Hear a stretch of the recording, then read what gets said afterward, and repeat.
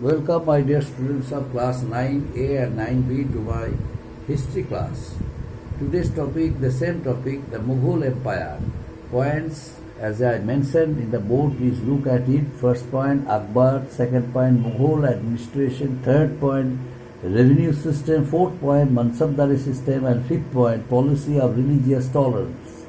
The first one, Akbar. Who was Akbar? Akbar was the son of Humayun, Mughal Emperor Humayun. After having re-established Mughal dynasty in Delhi, Humayun continued only 1 year reign because of his sudden death. You know, because of the sudden death of Humayun, made Akbar the ruler of the Mughal dynasty. When he was made the ruler, he was not adult. He was given the responsibility under the able guidance of Bairam Khan. Bairam Khan was an intimate friend of Humayun. So, under the guidance of Bairam Khan, Akbar started ruling the country. But when he did it so, he was a very little boy, a little child. But when he became adult, he took all the responsibilities under his shoulder and allowed Bairam Khan to lead a very pious life as religious saint. Unfortunately, he was killed at the hands of his enemies. But Akbar did his level best to give him a life of peace, solidarity. But how did Akbar come to power? After the death of his father, as I mentioned earlier, Akbar became the ruler of Delhi Sultanate under the guidance of Bairam Khan. But Akbar, the eldest son of Humayun, came to the throne since there was none to contest him. The time when he came to power, he was only 13. And he was guided by whom? Bairam Khan. Bairam Khan was a Shia Muslim from Persia. It was under Akbar that the Mughal Empire established itself. But Bairam Khan's contributions to create a successful empire was tremendous. Akbar recognized him to be a successful man. When Akbar became adult one, he recognized Bairam Khan to be a successful man of the Mughal dynasty. He gave him many rewards, distinctions, honors for controlling the entire system of that very empire. During his childhood, he witnessed. And he also recalled that memory that under his guidance, Akbar defeated Hemu, the Afghan ruler, Afghan general at the Second Battle of Panipat in the year 1556. Thus, crushing the Afghan power completely became possible only because of a good attempt of Bairam Khan. And that Bairam Khan had to lose his life because of his enemies, the Afghans. The Afghans targeted him from the very beginning because in the Second Battle of Panipat, it was due to an effort of Bairam Khan. The Afghans had to consider a great defeat in the year 1556. That's why as soon as Bairam Khan was sent for Mecca,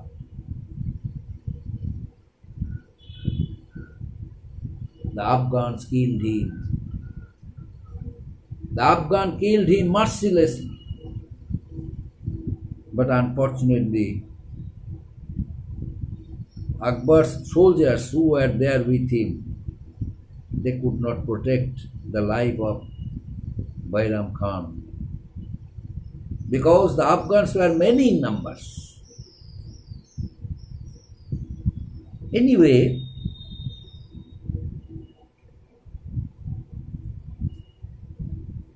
Akbar adopted a policy of matrimonial alliance. Now why? Because Akbar felt that India was a country of different languages, different cultures. India was a country of different people, different faiths, different beliefs, different religious customs and practices. India was a country of Hindu majority people. That's why they should be given importance. So during the time when all conservative Muslims were there, Shia Muslims, Sunni Muslims, Akbar didn't care for them. Akbar decided to give importance to the Hindus, especially the Rajputs, who were actually war-liking people. The Rajputs were courageous, braves, war-liking people, brave war-liking people. That's why he offered one Rajput king of Jaipur to give his daughter's hand for Akbar.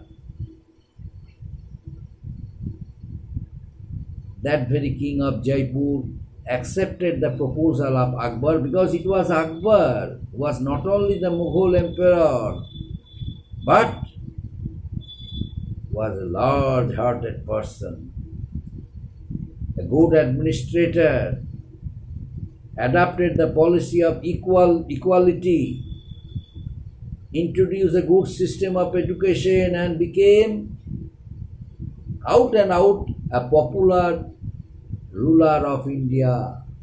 That's why the fame and glory of the Mughal dynasty and acceptability as a good ruler, Akbar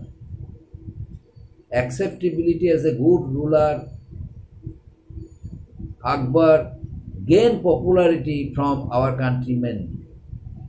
Naturally, Raja Bihari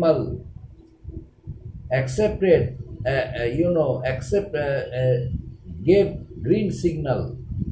The proposal of Akbar was accepted by Raja Bihari Mal, and he decided to give his daughter's hand for Akbar. So,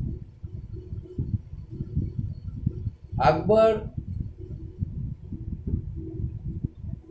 established matrimonial relations with the Rajputs,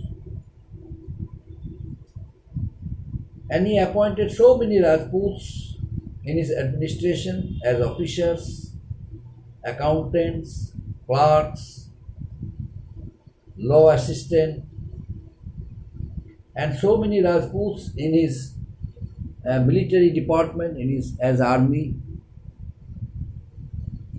And Rajputs also gave their best efforts for the all-round development of the country under the reign of Akbar. With the help of the Rajputs, Akbar won so many battles and extended his empire throughout the country successively.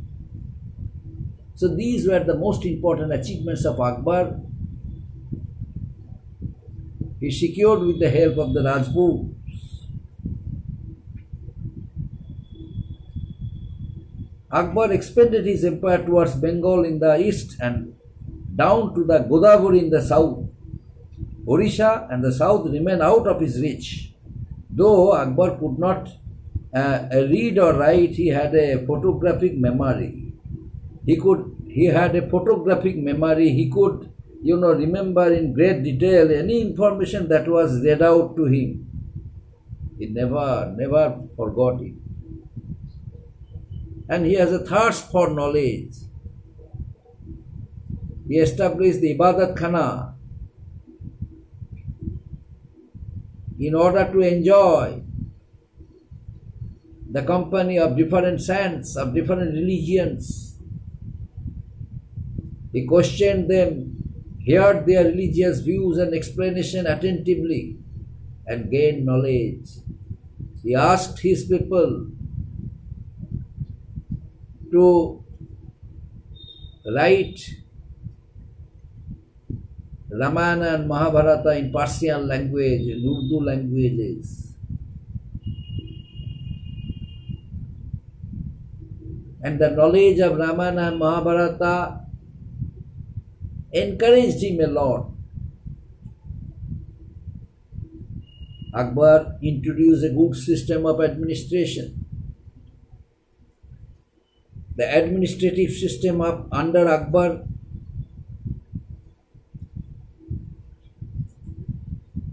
gave him permanent place in the history of India. He introduced a good system of land revenue, appointed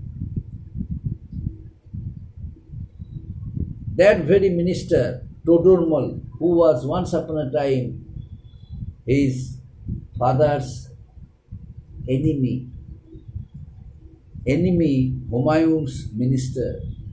Humayun appointed Todurmal to be the land and land revenue minister during his reign.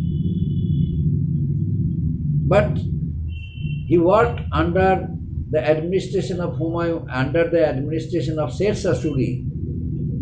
But actually Sher Shah Suri was the opponent of Humayun, the father of Akbar. But still Akbar gave him a chance to be the land and land revenue minister in his own administration also. Why?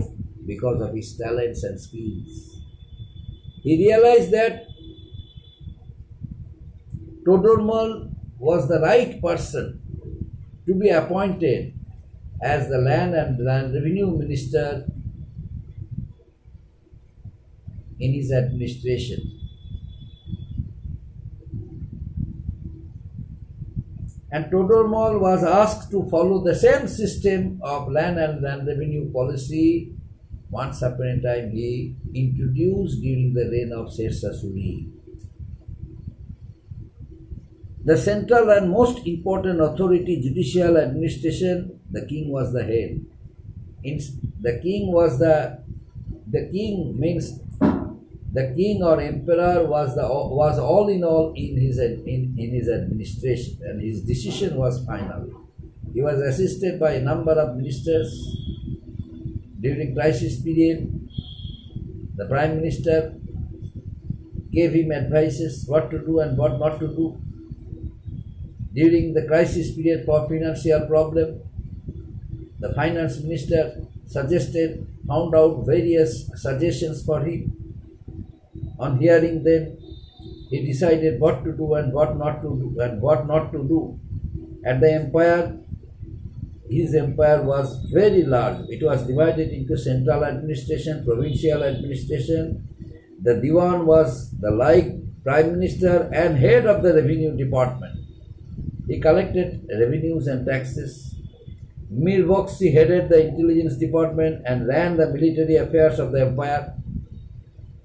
He was also the paymaster, Mir Bakhshi, and Qazi headed the judicial department, while Khan-e-Zaman was responsible for the imperial household, and Daraga-Dak was in charge of the mail, and Daroga-e-Takal supervised the royal mint. So this was the system of administration introduced by Akbar. The entire empire was divided into subhas. These subhas were controlled by subedars or governors.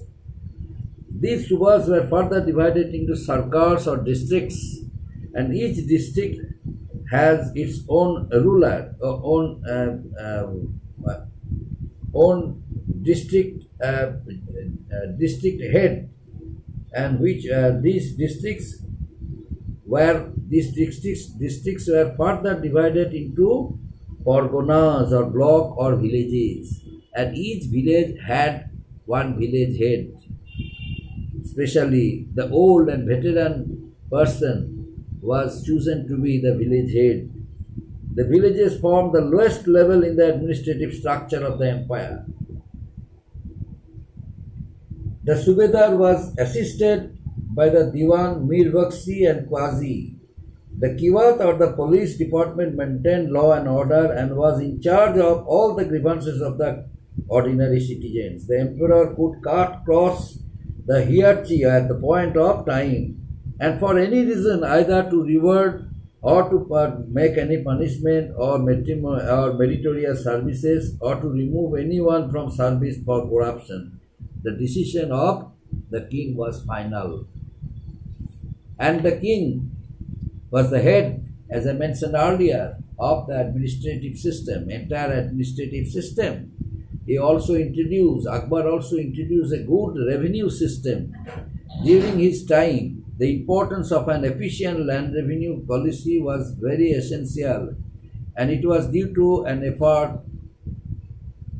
Akbar appointed Todormal, as I mentioned earlier, as the land and land revenue minister, and a new system was established which had three aspects. Number one, a survey to measure land, the classification of various types of land, degree or fertility, etc., and annual survey to determine the rate of taxation. These were the three aspects through which the land revenue was assessed every year.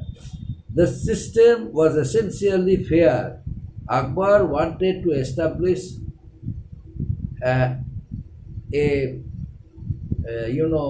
equal policy for each and every citizen of India, as the land would be the only assessed for the portion where cultivation was done. So the monetary value of the crops varied depending on the type of crop and prevailing market conditions. To assist in the purposes of administration and revenue collection, the Mughal Empire was divided into a hierarchical system of areas, as mentioned earlier, into revenue assessment and collection. Their orders were to collect revenue in a just and efficient manner and not to put undue pressure on villagers, especially if they had suffered a natural disaster. It was the special instruction of Akbar to all the revenue collectors. As a result, the revenue collectors collected revenues by showing good manners and behavior, and there was none to have any grievance against the revenue collectors that they collected that much amount of revenue forcefully. Apparently, there was tremendous accountability because we have records of even high-ranking officials like provincial governors being dismissed. The governors who behaved wrongly, the governors who could not understand the system introduced by Akbar as to how revenue should be collected, sometimes they were dismissed by Akbar. Akbar was given a chance to get them rectified, and as soon as they would get them rectified and prayed to be reappointed in the administration, Akbar gave them chance. And when they got back, they gave their best efforts for the all-round development of the administration of Akbar. So it was the greatness of Akbar. He gave them chance. He allowed them to give their best efforts for the all-round development of the country, because Akbar knew that a person who once worked there, whatever mistakes they committed during their second term, they would be able to get it rectified. So The Mughal rule was so comprehensive and enduring that the terms that were introduced by Akbar are still used in everyday till today. Akbar also introduced a good system of land measure and kotwal or police chowki in rural areas. Akbar introduced in order to protect the security of the villagers. Although during his reign there was no robbery, there was no chance to have any kind of mishap, no one was there to have plundered. Each and every person led a very happy life because of Akbar, because of his contributions. A good system of Mansabdari also was introduced by Akbar. The Mansabdari system was of Central Asian origin. Since they were from Central Asia, their founder ruler Babur was from Central Asia, Chagatai Turks. So that idea they automatically obtained through their blood. Akbar also followed it. According to one view, Babur brought it to North India, but it was implemented by Akbar. Babur experimented that policy but could not get it done. But Akbar introduced that very policy of Mansabdar. He made it the basis of Mughal military organization and civil administration. Akbar's army was organized by grading of officers according to rank. So beginning with the commander of 10 horsemen going up to commander of 7,000 horsemen. The officers were called Mansabdars. These Mansabdars had to maintain a fixed number of camels, elephants, carts, mules, etc. etc. So they were paid through zagirs, and upon their death, the zagir was taken away by the king and given to someone else. All officers had civil as well as military duties, and while performing their duties as civil officer or military officer, they had to maintain a good system of discipline in the military department, in the civil service department. So all the workers who worked under them automatically they were well disciplined. As a matter of fact, there was none to disobey the rules of Akbar, rules of the officers appointed by Akbar. That's why in the Mansabdari system, the military department worked very strongly, efficiently, especially when there was a war against the enemy of Akbar. They gave their best efforts and they would never consider any defeat and defeated the enemies and took an expedition successfully and extended the empire successfully. And it was due to a good system Akbar was able to be a great ruler of India, a great ruler, a great reformer, and a great, social well-being of our country, India, the country has ever produced. Up to this, my dear student. Next day, the remaining part. Thank you.